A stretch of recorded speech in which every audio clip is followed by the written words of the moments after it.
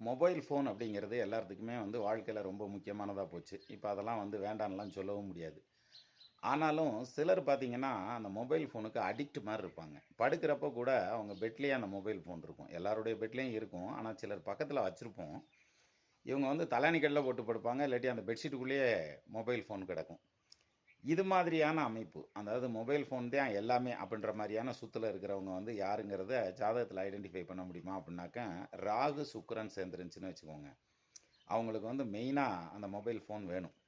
அதுலயும் சுக்கிரன் ஆட்சியாயிருக்கார், ராகு கூட இருக்கார் அப்படின்னாக்க, இவங்களுக்கு வந்து கூடுதலான மொபைல் ஃபோனோட யூசேஜ் இருக்கும் அப்படின்ற மாரியான அம்சம். அப்போ இந்த ராகு தசையோ அல்லது சுக்கிர தசையோ நடந்துச்சுன்னா, இதிலிருந்து அவங்க வெளியில வர்றதே கஷ்டம். அந்த டைம் முடியிற வரைக்கும் வெளிலயே வர முடியாது. அப்ப இந்த மாதிரி இருக்கிறவங்களுக்கு குழந்தைங்களா இருந்தாங்கன்னா, படிக்கிறவங்களா இருந்தாங்கன்னா, அவங்கள முதயே ரெஸ்ட்ரிக்ட் பண்ணணும். இல்லாட்டி அது அவங்களுடைய மனநிலைய பாதிக்கும்.